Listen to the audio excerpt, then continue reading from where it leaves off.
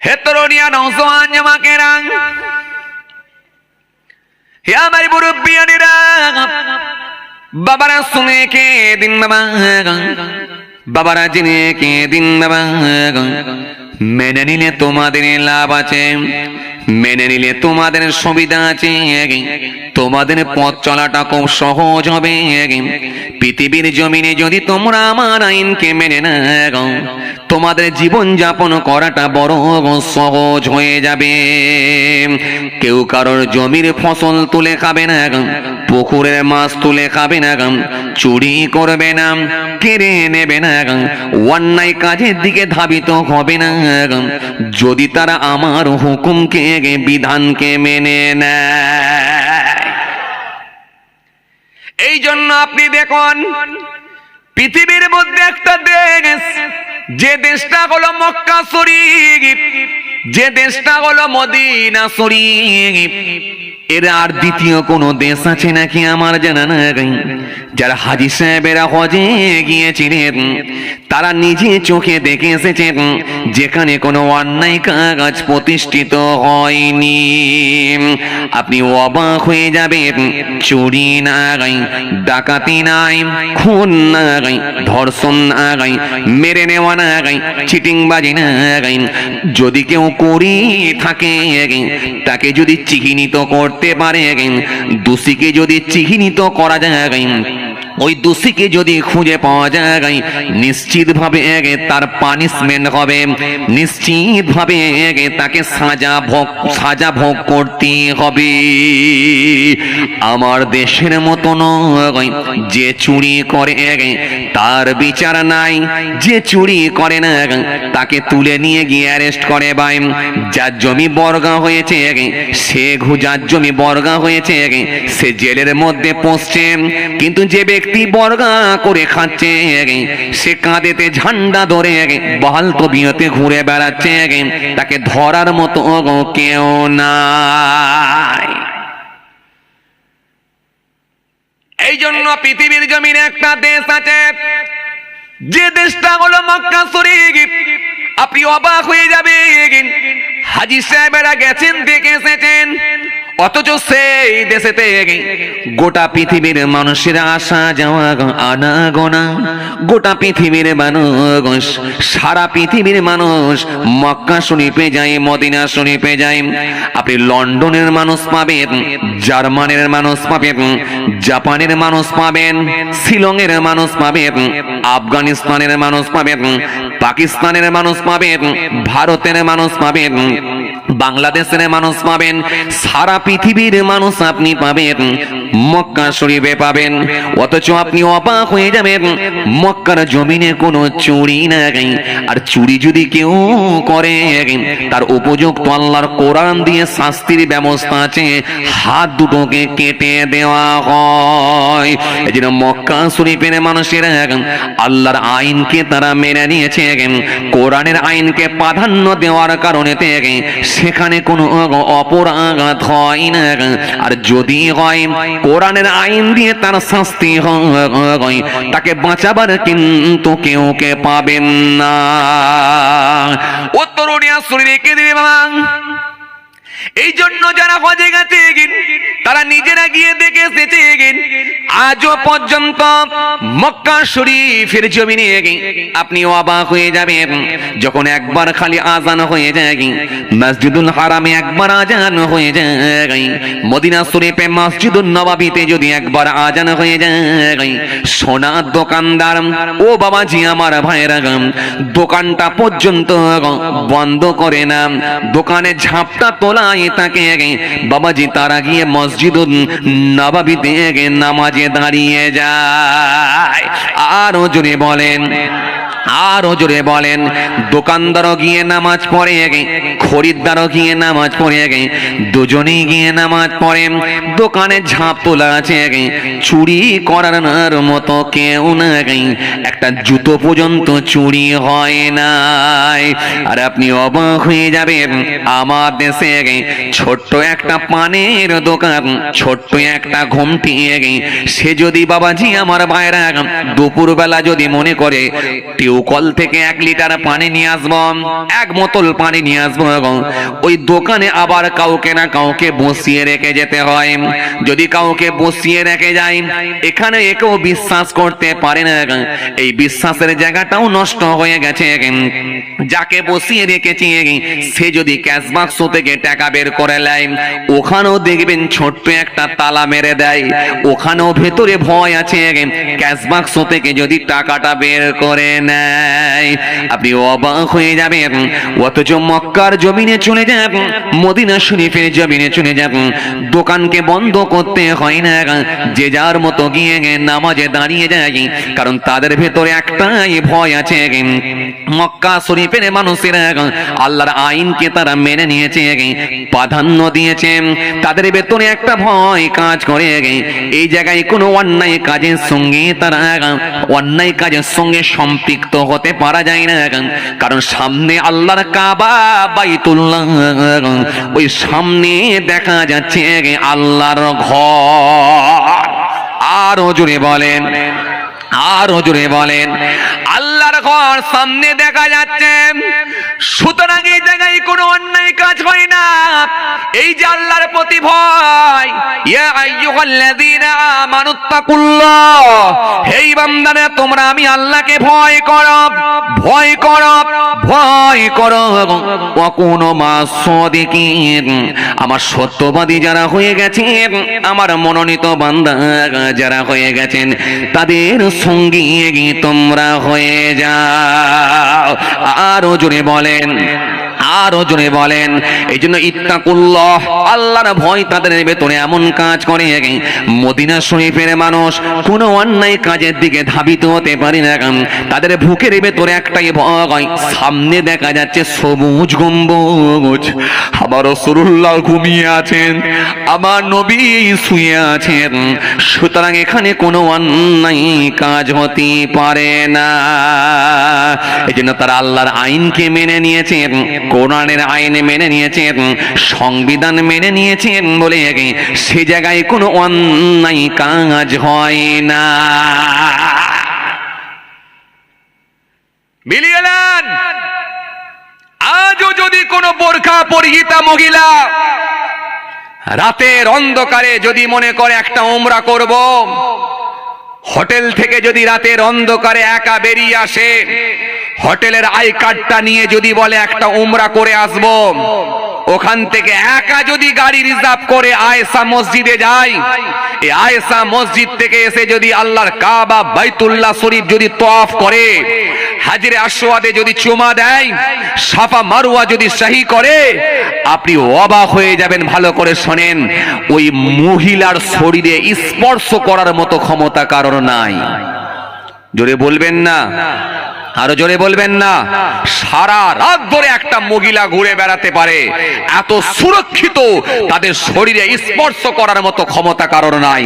কারণ ওখানে দুটো জিনিস, একটা হচ্ছে মানুষের ভেতরে আল্লাহর ভয় কাজ করে, দ্বিতীয় নম্বর হচ্ছে প্রশাসনের আইনটাও কিন্তু খুব কড়া আইন। যদি অন্যায় করে কেউ, যদি সেটা প্রমাণ হয়, যেটা যদি প্রমাণ পাওয়া যায়, সেটা যদি তারা জানতে পারে, দোষীদেরকে যদি চিহ্নিত করতে পারে, কোনো কথা চলবে না, কোনো আপোষ চলবে না, সঙ্গে সঙ্গে অ্যারেস্ট করবে এবং তার যথাযথ শাস্তির ব্যবস্থা করা হবে। সে রাজার ছেলে হোক, জমিদারের ছেলে হোক, একজন সবজি বিক্রেতার ছেলে হোক, যেই হোক, আইন সবার জন্য ওখানে সমান। কি বোঝাতে চেয়েছিলাম? ধর্ম মানলে কি হবে? আমাদের নিজেদের সুবিধা হবে, বাঁচতে সুবিধা হবে, বাঁচতে সুবিধা হবে। কথা বলছেন না কেন? বেঁচে থাকতে সুবিধা হবে, ভয় থাকবে না, আপনার থাকবে না। এই যে আপনি বাসে করে যাবেন, আপনার ভেতরে একটা ভয় কাজ করছে, কি? মোবাইলটাকে ব্যাগের ভেতরে রেখে কোলের উপরে দিয়ে হাতে করে চেপে ধরেছেন। কেন? যদি বাংকারে রাখি, যদি কোনো পকেট মার ঝেড়ে দেয়,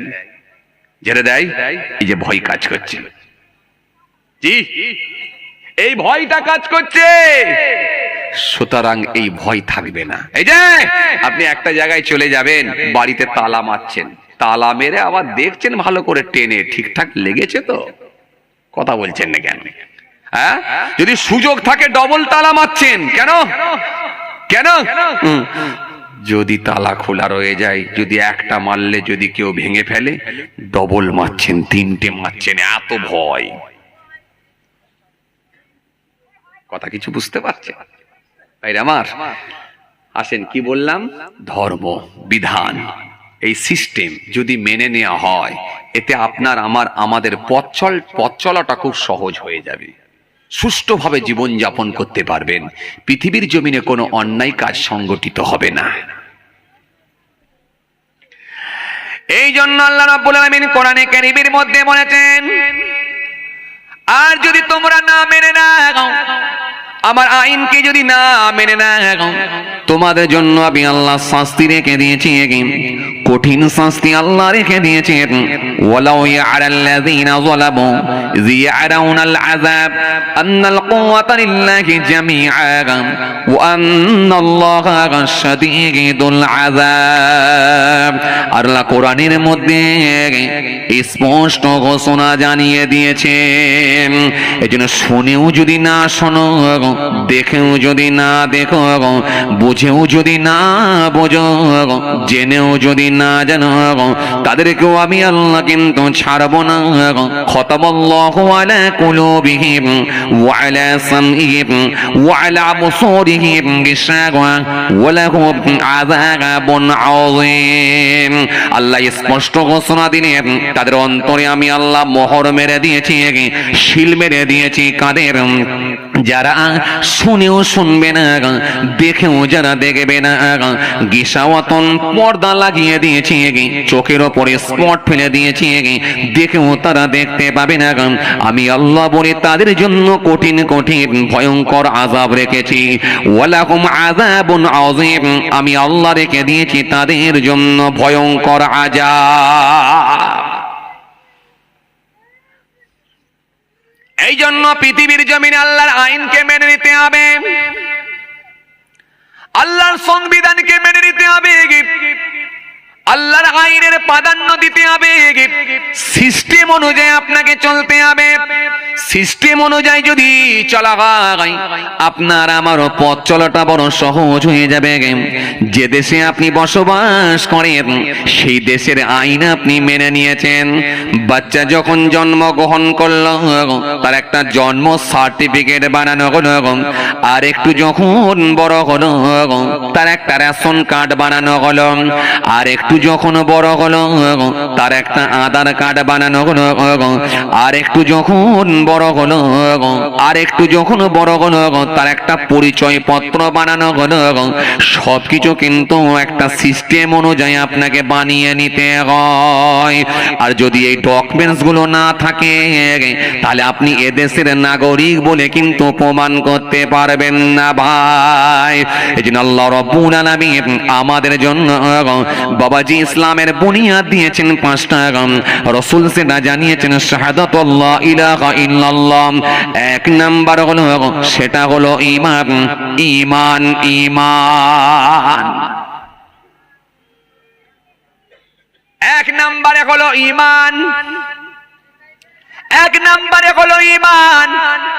ঈমান, ঈমান, ঈমান কি? ঈমান মানে হলো বিশ্বাস। কিসের উপরে বিশ্বাস? লা ইলাহা ইল্লাল্লাহ মুহাম্মাদুর রাসূলুল্লাহ সাল্লাল্লাহু আলাইহি ওয়াসাল্লাম। লা, নেই, কি নেই? ইলাহা, কোন মাবুদ, কোন স্রষ্টা, কোন সৃষ্টিকর্তা। নেগেটিভ, পজিটিভ কি? ইল্লাল্লাহ, কেবলমাত্র আল্লাহ ছাড়া। আল্লাহ ছাড়া কোনো মাবুদ নাই, আল্লাহ ছাড়া কোনো স্রষ্টা নাই, আল্লাহ ছাড়া কোনো সৃষ্টিকর্তা নাই। পরে কি? মুহাম্মাদুর রাসূলুল্লাহ সাল্লাল্লাহু আলাইহি ওয়াসাল্লাম। মুহাম্মদ সাল্লাল্লাহু আলাইহি ওয়াসাল্লাম হলেন আল্লাহর নবী, আল্লাহ রাসূল, আল্লাহর প্রিয় দূত। জোরে হবে না? আরো জোরে হয় না? এই যে কালেমা শরীফ পড়ে নিলেন, এখান পর্যন্তই কিন্তু, এখান পর্যন্তই শেষ নয়। এর উপরে আপনাকে কিন্তু মেনে নিতে হবে কেন এই কলেমা আপনিও পড়েন, একটা গায়ের কমও পড়ে, একটা অমুসলিমও পড়ে, একটা রাজনীতির নেতাও পড়ে। সেও যখন ভোট প্রচারে যায়, সে যখন মানুষের সামনে যায় মুসলমানদের মন জয় করার জন্য, সেও দেখবেন কলেমা পড়ে নেয়। তাহলে তার পড়া আপনার পড়া দুটো কিন্তু এক নয়। সে বলেছে লা ইলাহা ইল্লাল্লাহ মুহাম্মাদুর রাসূলুল্লাহ সাল্লাল্লাহু আলাইহি ওয়াসাল্লাম, আর আপনি বলেছেন লা ইলাহা ইল্লাল্লাহ, নেই কোনো মাবুদ আল্লাহ ছাড়া। তাহলে আপনি মেনে নিয়েছেন আল্লাহ ছাড়া কোনো মাবুদ নাই, আল্লাহ ছাড়া কোনো স্রষ্টা নাই, আল্লাহ ছাড়া কোনো সৃষ্টিকর্তা নাই, এটা আপনি মেনে নিয়েছেন। কিন্তু সে মেনে নেয়নি, সে খালি পড়েছে ভোটের জন্য, ভোট ব্যাংকের জন্য, মুসলমানদের মন জয় করার জন্য সে পড়েছে। তাহলে তার পড়ার আপনার পড়া দুটো কিন্তু এক নয়।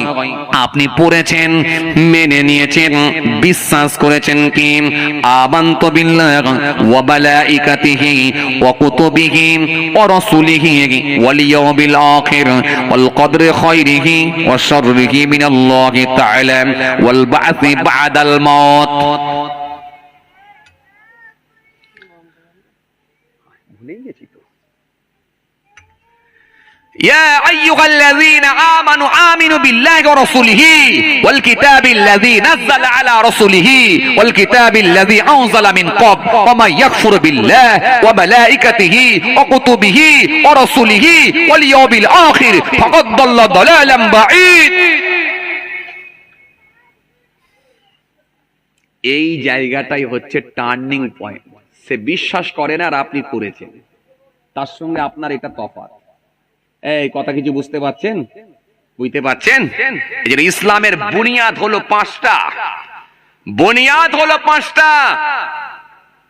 কেন আমরা কেন বিধান মানব, কেন ধর্ম মানব, কেন আল্লাহর আইন মানব? আগেই বলেছেন আপনারা, মেনে নিলে আমাদের নিজেদের সুবিধা।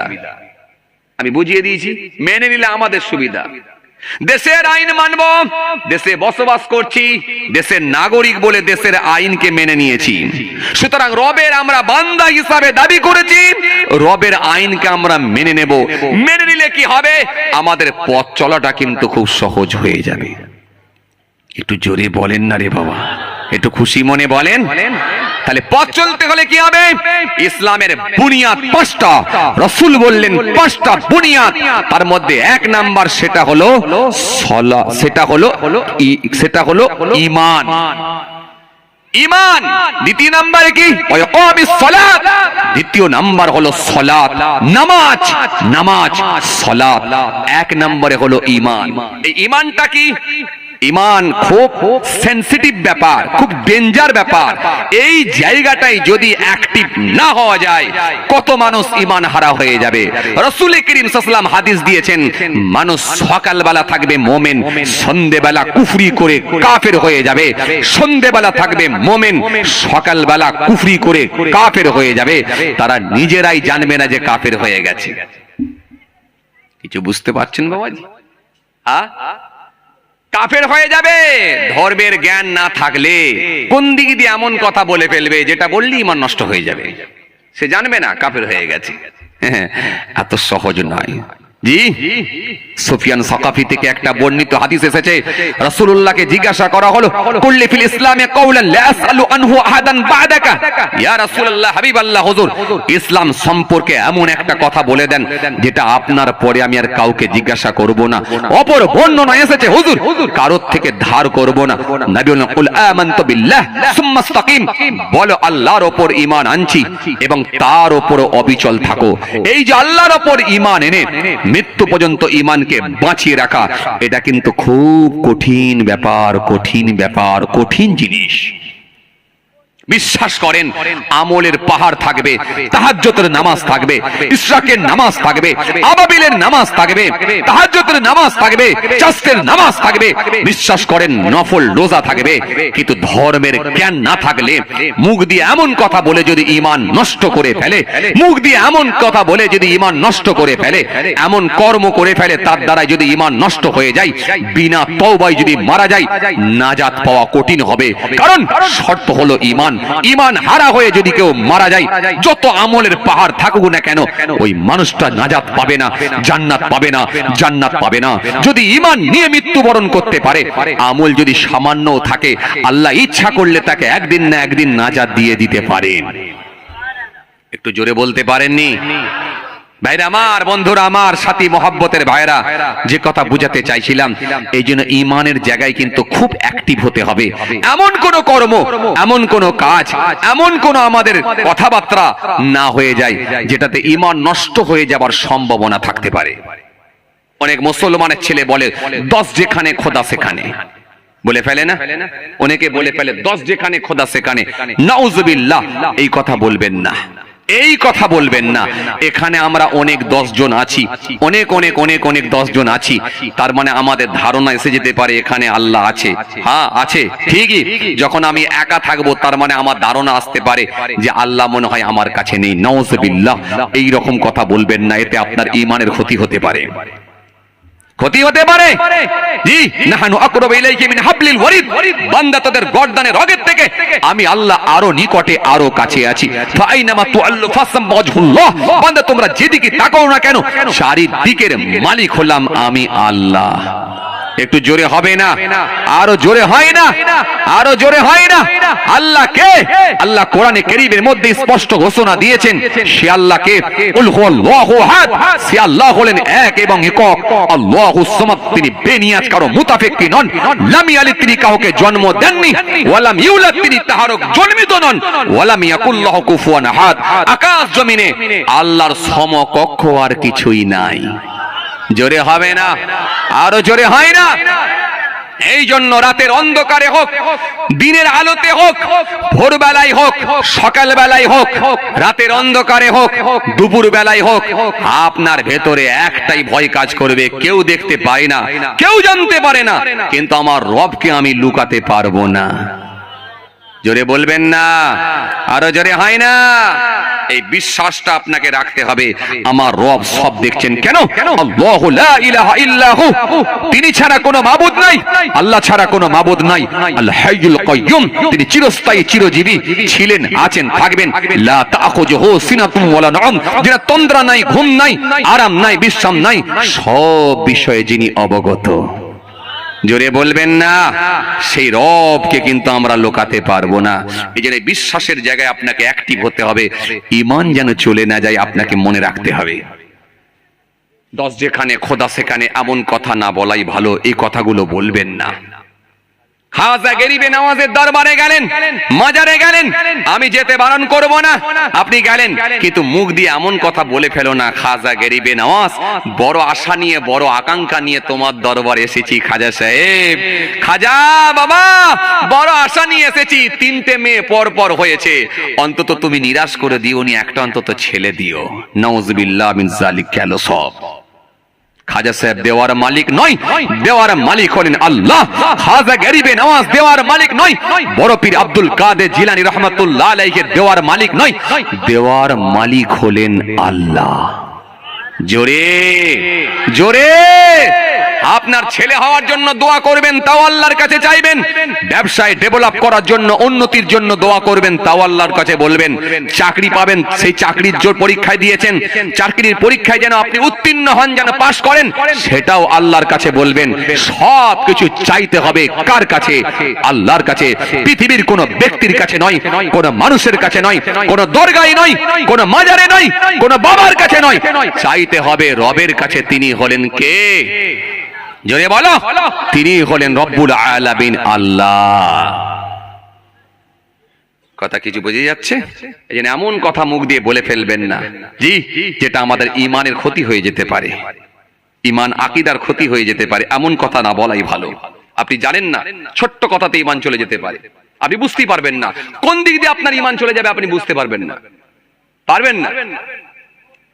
জি, একজন লোক মুখে দাঁড়িয়ে রেখেছে, একটা যুবক ছেলে মুখে দাঁড়িয়ে রেখেছে, ভালো জিনিস, মুখে দাঁড়িয়ে রেখেছে। ছেলেটা যখন দেশে ছিল মুখে দাঁড়িয়ে ছিল না, কিন্তু হায়দ্রাবাদে কাজে গেছে।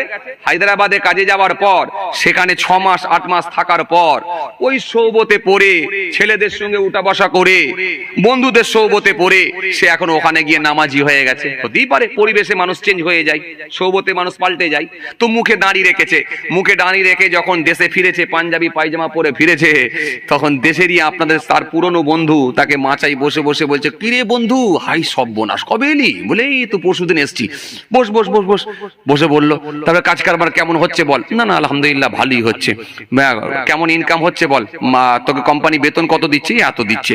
ভালো জিনিস মাশাআল্লাহ। তো তুই আবার দাঁড়িয়ে রাখলি কেন? এটা তো ভালো লাগলো না, এই অল্প বয়স এখন দাঁড়িয়ে রাখে, কেমন একটা লাগছে না? মৌলবী মৌলবী ভাব। তুই আবার পাঞ্জাবি পরে ফেললি, দাঁড়িয়ে রেখে ফেললি।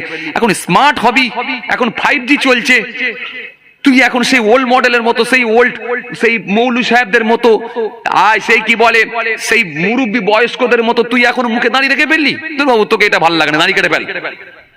এই যে ভালো করে শোনেন, শরীয়তের মাসলা আপনাকে জানতে হবে। আপনি দাঁড়িয়ে রাখতে পারেননি, আপনি ব্যথিত হবেন। আপনি দাঁড়িয়ে রাখতে পারেননি, আপনি আল্লাহর দরবারে মাফ চাইবেন, তওবা করবেন, আমার ভুল হয়েছে। কিন্তু দাড়িকে নিয়ে আপনি টোল করতে পারবেননি, কোন ফরজকে নিয়ে আপনি টোল করতে পারবেননি, কোন ফরজকে নিয়ে আপনি বেফাস মন্তব্য করতে পারবেননি, কোন দাড়িকে নিয়ে, সুন্নতকে নিয়ে, ফরজকে নিয়ে, ওয়াজিবকে নিয়ে, জি সুন্নতে মুআক্কাদাকে নিয়ে আপনি বেফাস কোনো কথাবার্তা বলতে পারবেননি। এতে আপনার ঈমান চলে যাবার আশঙ্কা থাকবে। আপনি দাঁড়িয়ে রাখতে পারেননি, ব্যতীত হন, ব্যতীত হন। আল্লাহর কাছে বলুন, আল্লাহ আমি দাঁড়িয়ে রাখতে পারিনি, আল্লাহ আপনি আমাকে রাখাবেন, আমিও রাখবো ইনশাআল্লাহ। বন্ধুকে বলুন, বন্ধু বন্ধু তুমি দাঁড়িয়ে রেখেছো, আলহামদুলিল্লাহ আমি খুব খুশি হয়েছি, ভালো লাগছে, আলহামদুলিল্লাহ তুমি রাসূলুল্লাহ সুন্নত মেনে নিয়েছো, সুতরাং আমারও দাঁড়িয়ে রাখা উচিত। আমি তোমার থেকে যদি একটু বয়সে বড়, তো মাশাআল্লাহ তুমি দাঁড়িয়ে রেখেছো, খুব ভালো, আমিও দাঁড়িয়ে রাখবো ইনশাআল্লাহ। এই যে এই মেনে নেওয়া, সাপোর্ট করেন, মেনে নেওয়া, এই মেনে নেওয়াটা হলো ভালো লক্ষণ। হাদিস এসছে, আমার বানানো কথা না, হাদিস এসছে, রাসূল করিম সাল্লাল্লাহু আলাইহি ওয়াসাল্লাম হাদিস দিয়েছেন। জি, হযরত উমামা থেকে বর্ণিত হাদিস এসছে, ওয়া নবী উমামা আন্না রাজুলান সাআল রাসূলুল্লাহ সাল্লাল্লাহু আলাইহি ওয়াসাল্লাম মাল ঈমান ক্বালা ইযা সাররাতকা হাসানাতুকা ওয়া সাআতকা সাইয়্যাতুকা ফা আনতা মুমিনুন। রাসূলকে জিজ্ঞাসা করা হলো, হুজুর ঈমান কি? আল্লাহর নবী ক্বালা ইযা সাররাতকা হাসানাতুকা ওয়া সাআতকা সাইয়্যাতুকা ফা আনতা মুমিনুন। আল্লাহর নবী বললেন, যখন তুমি কোনো ভালো কাজ করবে, ওই ভালো কাজটা করার পর তোমার মধ্যে আলাদা একটা মজা আসবে, আলাদা একটা অনুভূতি আসবে, আলাদা একটা জোশ আসবে, আলাদা একটা মজা আসবে। আর তোমার দ্বারাই যদি কোনো অন্যায় কাজ হয়ে যায়, তুমি ব্যথিত হয়ে কষ্ট পাবে, আল্লাহর কাছে ফিরে আসবে। এই দুটো কথা মেলাতে পারলে ফাআনতা মুমিনুন, আমি রাসূল বলছি, অতঃপর সেই হবে একজন মুমিন। কিছু বুঝতে পারছেন কথা? তাহলে এই দাড়িকে নিয়ে যদি আপনি টোল করেন, আপনার ঈমান চলে যাবার আশঙ্কা আছে। ও ভালো করে বুঝবেন, আপনি পারবেন না কোনো ফরজকে নিয়ে, কোনো সুন্নতকে নিয়ে, কোনো ওয়াজিবকে নিয়ে আপনি টোল করতে পারবেন না, বেফাস কথা বলতে পারবেন না। এটার নাম ইসলাম, এটার নাম ধর্ম, এটা আপনাকে জানতে হবে, জানতে হবে। মুসলমান এরকম অনেক কথা বলে ফেলে। অনেক মুসলমান দেখবেন বলে উপরওয়ালা, বলে না উপরওয়ালা, এই বলে না কথা, উপরওয়ালা, জি উপরওয়ালা। ওয়েদার খুব অন্ধকার ওয়েদার, মেঘলা ওয়েদার, ওয়েদার ভালো নয়, তখন বলছে চাচা কি হবে গো, জলসার দিন আজকে, যদি বৃষ্টি হয়ে যায় কি হবে? তখন চাচা বলছে উপরওয়ালার ইচ্ছা, তিনি দিলেই দিতে পারে। নাউযুবিল্লাহ মিন যালিক, এরকম বলবেন না। উপরওয়ালা কি? উপরওয়ালা যদি উনি হন, তাহলে সাব্যস্ত হয় পরোক্ষভাবে তাহলে নিচেওয়ালা আর একজন আছে। এজন্য আপনি উপরওয়ালা বলবেন না, আল্লাহকে স্রষ্টা বলুন, সৃষ্টিকর্তা বলুন, রব বলুন, মালিক বলুন, প্রভু বলুন, উপরওয়ালা বলবেন না। যার যার আপনার কি বলে প্রত্যক্ষভাবে না হলো পরোক্ষভাবে যদি সাব্যস্ত হয়, এতেও কিন্তু আপনার ঈমানের ক্ষতি হতে পারে। আপনি বলতে পারবেন না উপরওয়ালা, এটা বলতে পারবেন না। জি, অনেকে ছেলেরা দেখবেন একটু স্কুল কলেজে পড়ে, ইউনিভার্সিটিতে পড়ে, হঠাৎ করে কিছু একটা হয়ে গেল, ও মাই গড, নাউযুবিল্লাহ মিন যালিক, বলে না গড বলে। অনেক ছেলেরা দেখবেন গড বলে ফেলে, অনেকে ঈশ্বর বলে। না, এরকম কথা বলা শোভনীয় নয়, শোভনীয় নয়। কারণ আল্লাহর ক্ষেত্রে গড হয় না, ঈশ্বর হয় না। কারণ যার বহু বচন হয়, যার স্ত্রীলিঙ্গ হয়, এই কথা কিন্তু আল্লাহর ক্ষেত্রে প্রযোজ্য নয়। আল্লাহর ক্ষেত্রে আপনি স্ত্রীলিঙ্গ বহু বচন ব্যবহার করতে পারবেন না, যেহেতু আল্লাহ স্পষ্ট ঘোষণা দিয়েছেন কুল হুয়াল্লাহু আহাদ, সে আল্লাহ হলেন এক বা একক, আল্লাহুস সামাদ, তিনি বেনিয়াজ কারো মুতাফেক্কি নন, লাম ইয়ালিদ, তিনি কাউকে জন্ম দেননি, ওয়ালাম ইউলাদ, তিনি কাহারও জন্মিত নন, ওয়ালাম ইয়াকুল লাহু কুফুয়ান আহাদ, আকাশ জমিনে আল্লাহর সমকক্ষ আর কিছুই নাই। ক্লিয়ার? আপনি বলতে পারবেন না, বললে আপনার ঈমান আকীদার ক্ষতি হয়ে যেতে পারে, যেটা মনে রাখবেন। আপনি বলবেন না। অনেকে আছে মুসলমান দেখবেন বৃহস্পতিবারকে বলে লক্ষ্মীবার, নাউযুবিল্লাহ মিন যালিক। পাশ্চাত্য দেশের কালচার আমাদের মধ্যে এসে যাওয়ার কারণেতে, এই কিছু গায়ের কমদের সঙ্গে ওঠা বসা করার কারণেতে বলে, হ্যাঁ তারাও কথাই কথাই দেখবেন তাদের মতো আচরণ, তাদের মতো কথাবার্তা, তাদের মতো ড্রেস পোশাক সব আমাদের মধ্যে ঢুকে যাওয়ার কারণেতে আমরা সব আস্তে আস্তে পথভ্রষ্ট হয়ে যাচ্ছি। এমনও মানুষ আছে বৃহস্পতিবারকে অনেক মুসলমান বলে লক্ষ্মীবার, নাউযুবিল্লাহ মিন যালিক। বলবেন না, বলবেন না, লক্ষ্মীবার হতে পারে না, বৃহস্পতিবার। ভাইরা আমার, বন্ধুরা আমার, সাথী মহব্বতের ভাইরা, এই জন্য আপনাকে খুব ক্লিয়ার থাকতে হবে। কারোর কাছে সিজদা না, কারোর কাছে মাথা নত না। আপনাকে সিজদা একমাত্র আল্লাহর জন্য, কোন ব্যক্তির কাছে হতে পারে না, কোন বস্তুর কাছে হতে পারে না। সিজদা কার কাছে? আল্লাহর কাছে। কথা কিছু বুঝতে পারছেন বাবাজি? ভাইরা আমার, বন্ধুরা আমার, সাথী মহব্বতের ভাইরা, এই জন্য এক নম্বরে কি ইসলামের যে বুনিয়াদ, তার মধ্যে প্রথম নাম্বার সেটা হলো ঈমান। এই ঈমান, এই ঈমানের জায়গায় কিন্তু আপনাকে ক্লিয়ার থাকতে হবে, ক্লিয়ার থাকতে হবে। হে তরুণিয়া নওজওয়ান জামাকেরা, হে আমার মুরব্বিয়ানেরা, শিরকে দিন না, কারণ শিরকের গুনাহ আল্লাহ মাফ করবেন না। আল্লাহর জায়গায় যদি অন্য কাউকে প্রাধান্য দেওয়া হয়, আল্লাহর জায়গায় যদি অন্য কাউকে মেনে নেওয়া হয়, এটা আল্লাহ কখনো ক্ষমা করে দেবেন না। কিন্তু অনেক মুসলমান আছে, তারা জানবেন বোঝে না, মুখ দিয়ে এমন কথা বলে ঈমানের ক্ষতি করে পড়ে, ধর্মের জ্ঞান না থাকার কারণেতে। মাচাই বসে আছে, বয়স্ক লোকটা হেঁটে হেঁটে যাচ্ছে, মনটা বড় খারাপ, মনটা বড় খারাপ, মনটা বড় খারাপ। যুবক ছেলেটা সেই সময় বলল, চাচা কি ব্যাপার, মন খারাপ কেন? সুগার কি বেড়ে গেল নাকি? সুগার কি বেড়ে গেছে নাকি? চাচা বলল, খোকার বলুনি, সুগার 450 হয়ে গেছে, মনটা বড় খারাপ। তখন ওই ছেলেটা বলল, চাচা আমার কথা তো তুমি শুনবে না, তোমাকে বললাম হারুয়ায় চলে যাও, আমার আব্বা যে ডাক্তারকে দেখায় ওই ডাক্তারকে একবার দেখাও, কারণ ওই ডাক্তার তো আমার আব্বাকে ভালো করলো। আর যদি তুমি ওই ডাক্তারের কাছে যেতে তোমাকেও তাহলে ওই ডাক্তার ভালো করে দিত। এরকম কথা বলে ফেলে না? কথা বলেন, বলে ফেলেন, ওই ডাক্তারই তো আমার আব্বাকে ভালো করলো, একবার ওষুধটা খেয়ে দেখতে পেতে। কথা বলছেন না কেন? ডাক্তারের কোনো বাবার ক্ষমতা নাই।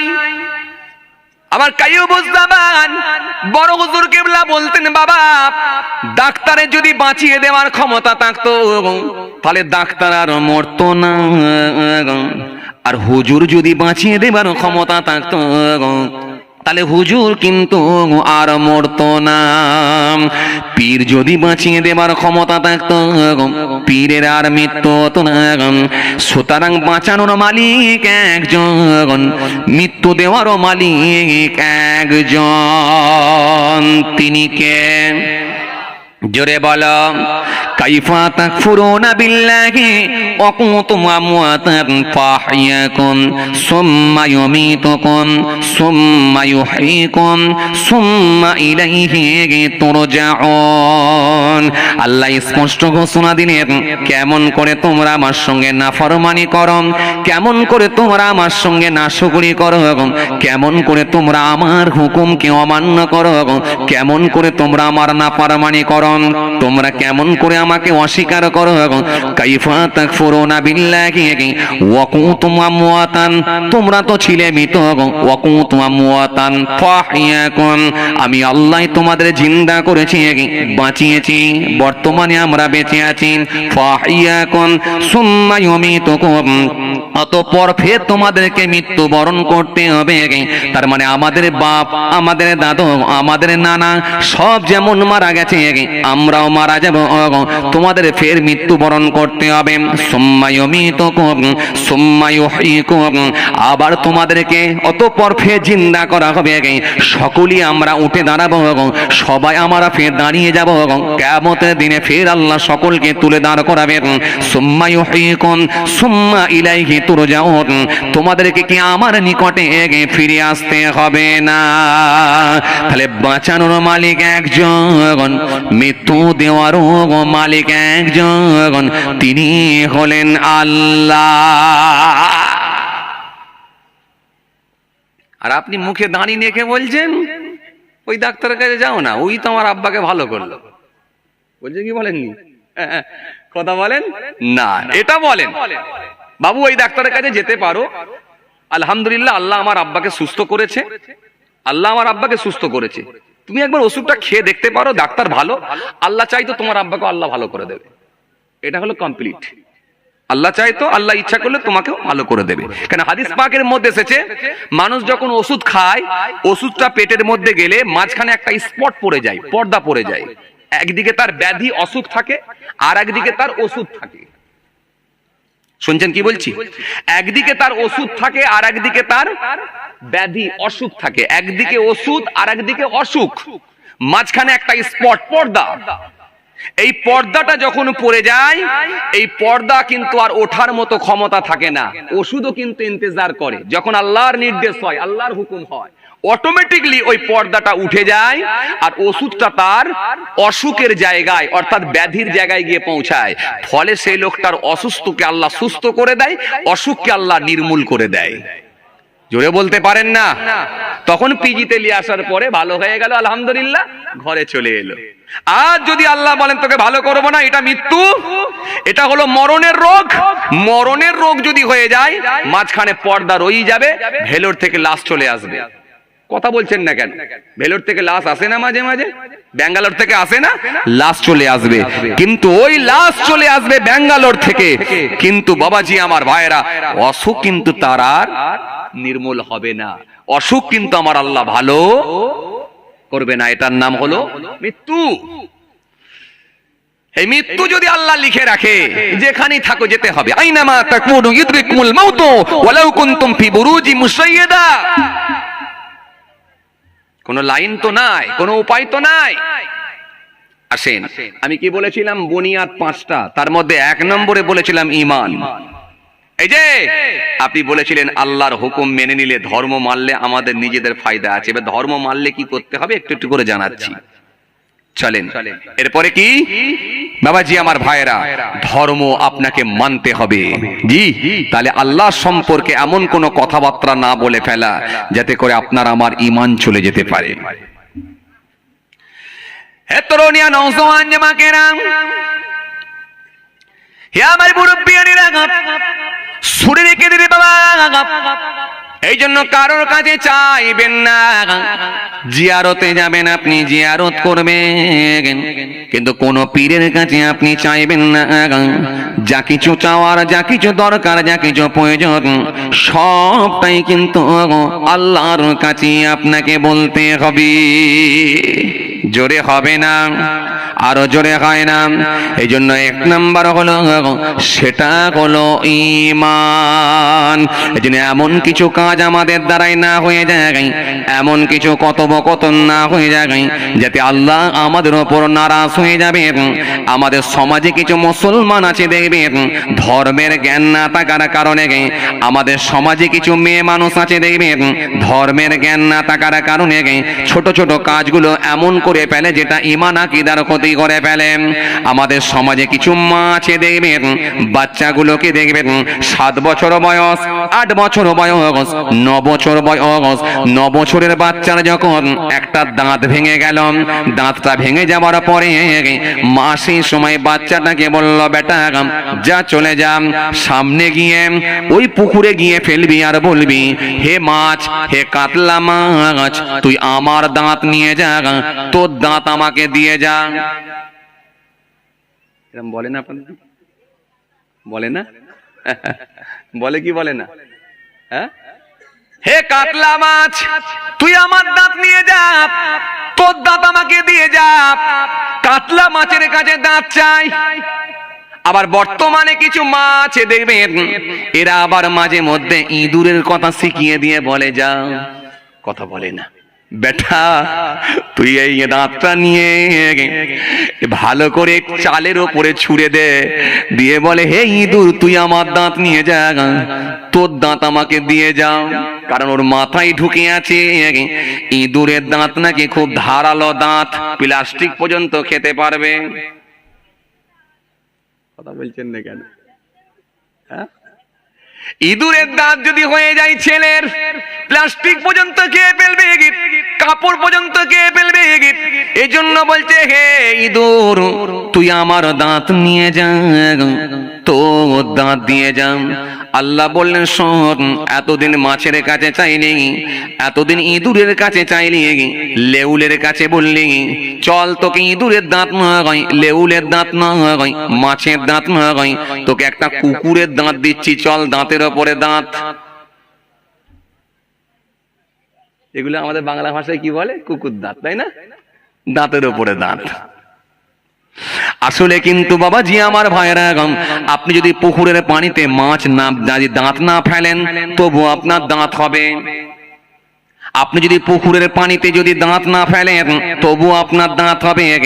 খালেতে যদি আপনি দাঁত না ফেলেন, তবু আপনার দাঁত হবে। আপনি যদি চালের ওপরে দাঁতকে না যদি না ছুঁড়ে দেন, তবু আপনার দাঁত হবে। কারণ আপনি আল্লাহর কাছে চাইবেন, ও আমার আল্লাহ, দাঁত ভেঙে গেছে, তুমি আমাকে সুন্দর একটা নতুন দাঁত দাও। কারণ দাঁত দেওয়ার মালিক একজন, তিনি হলেন আল্লাহ।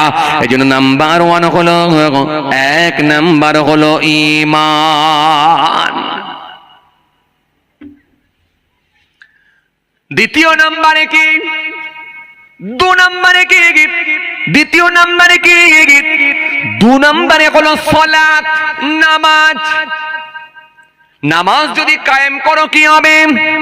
ইন্নাস সালাতা তানহা আনিল ফাহশাই ওয়াল মুনকার। নিশ্চয় নামাজ সমস্ত রকমের অশ্লীলতা থেকে, সমস্ত রকমের খারাপ কাজ থেকে মানুষকে দূরে রাখবে। তুমি যদি নামাজ পড়ায় অভ্যস্ত হও, নামাজ তোমাকে সোজা পথ দেখাবে।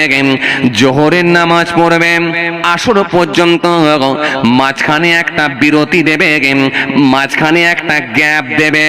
এই ছোট্ট গ্যাপ যখন পাবে, যখন কোনো অন্যায় কাজের দিকে ধাবিত হবে, তোমার মনটা বলবে, ভেতরটা বলবে, এই তো টাটকা আমি নামাজ পড়ে এলাম, আবার সামনে আসরের নামাজ পড়ব, কেমন করে এই অন্যায়টা করব। বুকের ভেতরে একটা কম্পন হবে, ভয় থাকবে।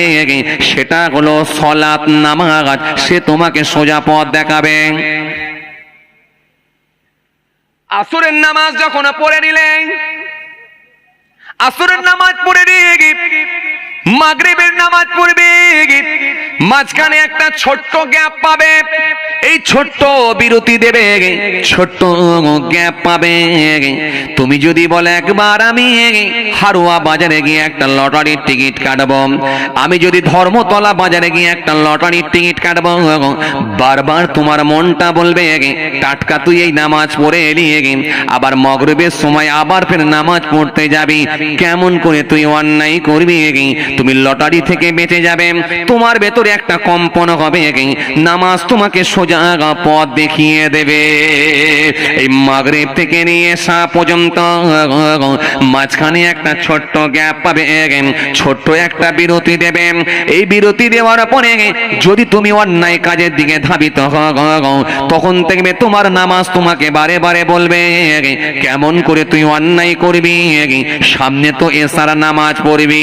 যদি তুমি এইভাবে নামাজ যদি কন্টিনিউ চালু রাখতে পারো, একদিন না একদিন তোমার ভেতরে আল্লাহর ভয় ঢুকে তুমি পরিপূর্ণ ঈমানদার হয়ে যেতে পারবে। কথা বুঝতে পারছেন? সালাত, এইবারে সালাত যখন আপনি শুরু করবেন, এবারে আপনাকে সালাতের সিস্টেম জানতে হবে। নামাজের ওয়াজিব কোনগুলো জেনে নিতে হবে। যখন আপনি কন্টিনিউ করছেন, শুনছেন, নামাজের ওয়াজিব কোনগুলো তখন আপনাকে জানতে হবে। নামাজের মাকরু কোনগুলো জানতে হবে।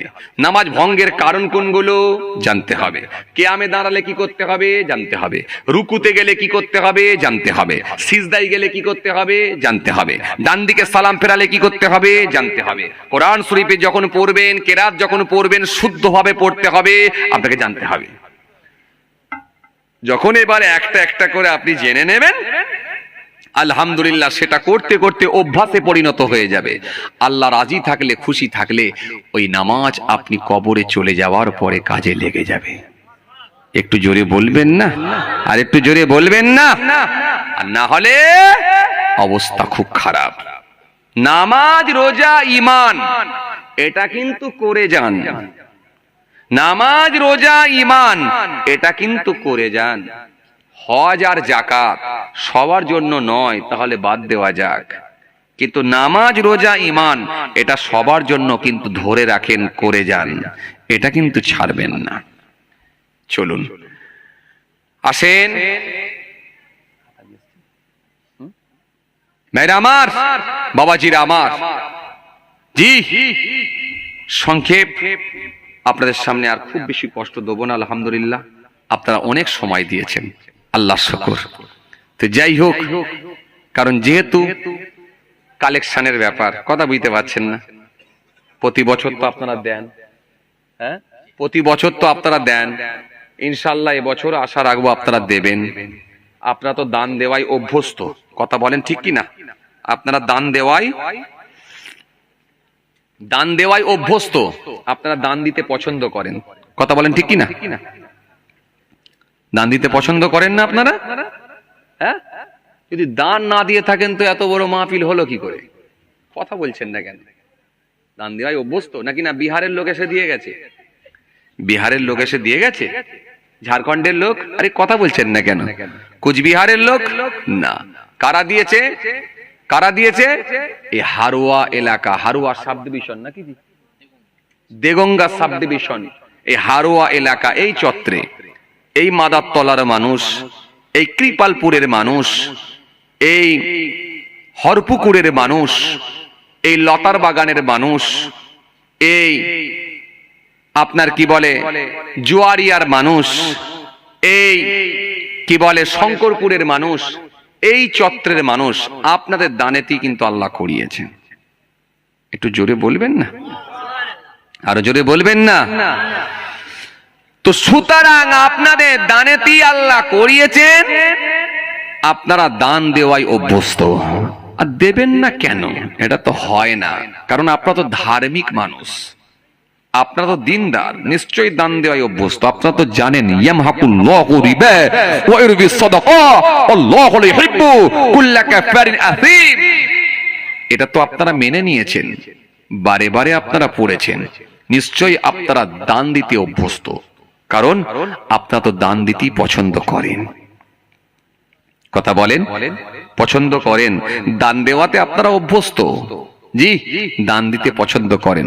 আর দানকারীকে ভালোবাসেন কে? জোরে বলেন, একটু খুশি মনে বলেন, দানকারীকে ভালোবাসেন কে? আল্লাহ। এই জন্যই তো আপনারা দান দেন। যে ব্যক্তি আমার দ্বীনকে সাহায্য করবে, আমি আল্লাহ কথা দিচ্ছি তাকে সাহায্য করব। একটু জোরে বলবেন না, আরো জোরে বলবেন না, আরো জোরে বলবেন না। ভাইরা আমার, আপনারা তো দান দিতে অভ্যস্ত। জি, ইয়ামহাকুল্লাহু রিবা ওয়া ইরবিস সাদাকা। আপনারা তো দান দিতে অভ্যস্ত।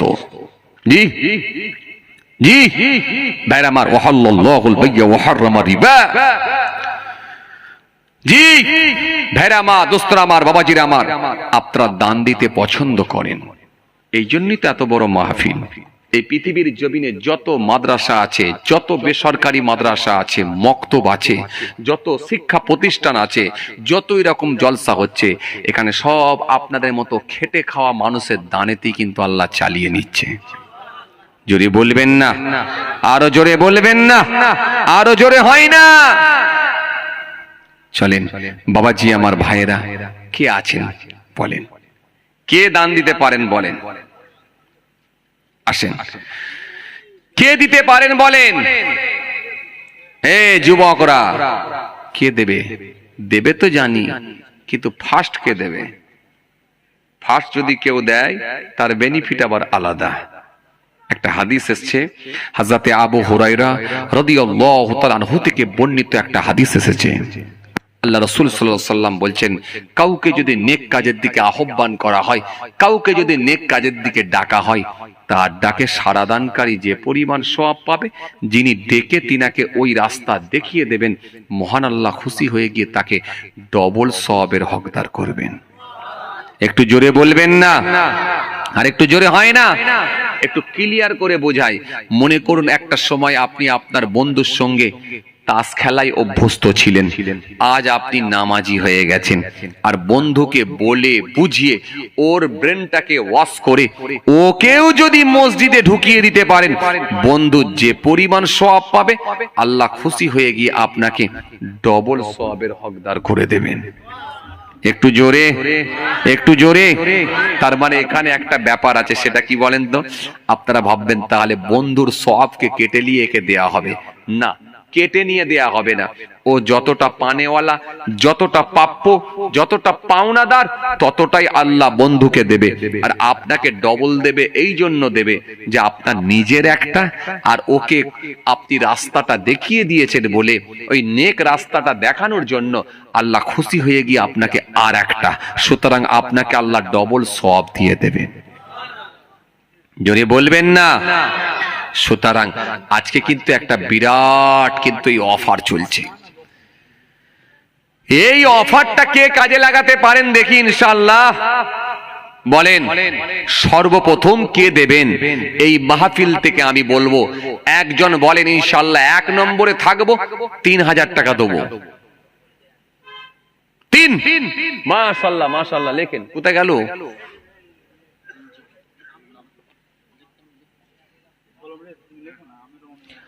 আমাদের মোহতারাম সম্মানীয় কি নাম, আমিরুল ইসলাম ভাই, তিনি একাই প্রথমেই 1 নম্বরে 3000 টাকা দেবেন বলে ওয়াদা দিয়েছেন। তাকবীর দেন, নারায়ে তাকবীর। একটু সবাই মিলে দেন নারায়ে তাকবীর, একটু জোরে দেন নারায়ে তাকবীর, আওয়াজ দেন নারায়ে তাকবীর, নারায়ে তাকবীর। আমাদের আমিরুল ভাই জোরে বলুন মারহাবা, নারায়ে তাকবীর। আল্লাহ কবুল করেন, আল্লাহ আল্লাহ আমিন। আল্লাহ আমার আমিরুল ভাইয়ের দানকে আপনি কবুল করে নিন। রুজিতে বরকত দিন, হালাল মালেতে বরকত দিন। ময় মুরব্বী, দাদু, নানা নানি যারা কবরে চলে গেছে, তাদের কবরগুলোকে নূর দিয়ে ভরিয়ে দিন। কাল কিয়ামতের ময়দানে রাসূলুল্লাহ শাফাত নসিব করে দিন। আল্লাহ যতদিন হায়াতে বাঁচিয়ে রাখবেন, ঈমানের সঙ্গে রাখবেন, আল্লাহ মরণটাও আপনি ঈমানের সঙ্গে দেবেন। কাল কিয়ামতের ময়দানে নবী পাক শাফাত নসিব করে দেবেন। আমিন আমিন আমিন। লা ইলাহা ইল্লাল্লাহ মুহাম্মাদুর রাসূলুল্লাহ। মাশাআল্লাহ মাশাআল্লাহ মাশাআল্লাহ, আলহামদুলিল্লাহ। ফার্স্ট সেকেন্ড থার্ড প্রাইজ কি 2 নম্বরে আর একটা কেউ আছেন 3000 টাকা দেখি কে পারেন? বড় মনের মানুষ কে আছেন? উদার মনের মানুষ কে আছেন? যারা দিনকে মহব্বত করেন, এ দিনকে কায়েম করার জন্য কে পারেন? আর একজন এতগুলো মানুষের ভেতর থেকে বলেন কে পারবেন? আর একজন দেবেন 3,000 টাকা, 1 নম্বরে বলবেন। জীবনে কত টাকা, কত পয়সা, কত দিকে চলে যায়। আজ মরে গেলে কাল 2 দিন হয়ে যাবে ভাই। ও বাবাজি, আমার ভাইরা, কেউ আপনার পাশে থাকবে না ভাই। এই 3,000 টাকা আপনি দেবেন, এটাই রয়ে যাবে, এটা পেন্ডিং হবে। আপনার মৃত্যু হতে দেরি হবে, কিন্তু আল্লাহ সওয়াব পৌঁছাতে দেরি করবেন না। আপনার কবরে আল্লাহ সওয়াব পৌঁছে দেবে। ও বাবাজি, আমার ভাইরা, দানকারীকে আমার আল্লাহ বড় ভালোবাসেন। এর ভেতরে 2 নম্বরে কে আছেন? আর একজন বলেন 3,000 টাকা দেবেন। এতগুলো মানুষের ভেতরে আর একটা কি কেউ না? 3,000 টাকা দেবেন। 2 নম্বরে থাকবেন। কোন যুবক আছো, কোন মুরব্বীরা আছো, কোন ভাইরা বাবাজিরা আছো, 3,000 টাকা দেবেন। ময় মুরব্বীদের কথা মনে করে দেবেন। বাপ কবরে, মা কবরে, ভাই কবরে, বোন কবরে, নানা কবরে, নানি কবরে, দাদা কবরে, দাদি কবরে। তারা কোনোদিন আর ফিরে আসবে না। যে বাপ তোমার জন্য বাড়ি বানিয়ে দিয়ে গেছে, যে দাদু তোমার জন্য বাড়ি বানিয়ে দিয়ে গেছে, কারখানা করে দিয়ে গেছে, ভেরি করে দিয়ে গেছে, পুকুর করে দিয়ে গেছে, আজকে তুমি ভোগ করছো, তাদের কথা মনে করে কি একটা কেউ পারবে না গো? 3,000 টাকা দেওয়ার মতো কি আর একটা কেউ নাই?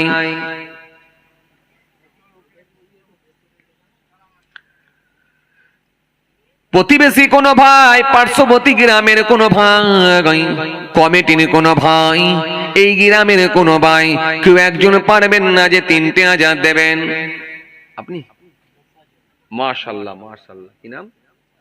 মোফাজুল ভাই। আলহামদুলিল্লাহ, আমাদের মোফাজুল ভাই, তিনি 3,000 টাকা দেবেন। একবার তাকবীর দেন না? নারে তাকবীর। বাবা, একটু জোরে দেন না? নারে তাকবীর। আজকে সারাদিন কি আপনারা রোজা ছিলেন নাকি? দিনের বেলা রোজা করেছেন, ইফতার খেয়ে বসেছেন নাকি? এরকম অবস্থা হয়ে গেল। টেম্পার কই? টেম্পার কই? কি বিপদে পড়েছি আল্লাহ। টেম্পার কি বছরে 1-2 বারই চলে? ইলেকশনের আগে লড়তে হবে, লড়তে হবে, মরতে হবে, মরতে হবে। ভাই সকল পুকুরের পার বাঁধিয়ে দেওয়া হবে। গ্রামে 3টে করে টিউবকল দেওয়া হবে। বছরে 2খানা করে, বছরে 2খানা করে, বছরে 2খানা করে পুকুরের পার বাঁধিয়ে দেওয়া হবে। তোমরা আমাদের কি ভোটটা দেবে? আমরাই তোমাদের পাশে আছি, থাকছি। কথা বলেন। 17 কিলো ওজন, তিরিং তিরিং করে মিছিলের আগে লাফাচ্ছে। হাতে একটা লাঠি নিয়েছে, 42 কিলো ওজন। বলছে দে ডান্ডা করে দেবো ঠান্ডা। কি বলেন আপনারা? এই লোক আছে না নাই? এমন চেঁচিয়েছে, গলা টলা বসিয়ে নিয়েছে। ঘরে এসে বউকে বলছে একটু আদা চা করে নিয়ে আয়। বউ কি করেছে? পুরো পান্তা নিয়ে এসে হাজির দুপুর বেলা। সে তো রেগে বম, এমনি গলা বসে গেছে, আবার পান্তা। মানে রাতের ভাত সকালে ধুয়ে। কথা বুঝতে পারছেন না? পান্তা, মাথা গরম। জি, টেম্পার এখানে দেখান, ওখানে কেন? একটু সবাই মিলে দেন না দেখি। নারে তাকবীর। সবাই মিলে দেন নারে তাকবীর। সিলসিলা মুজাদ্দিদ জামান, দাদা পীরের হক সিলসিলা, নারে তাকবীর। আমাদের ভাই, তিনি 3,000 টাকা দেবেন বলে ওয়াদা দিয়েছেন। একটু হাত তুলে মানা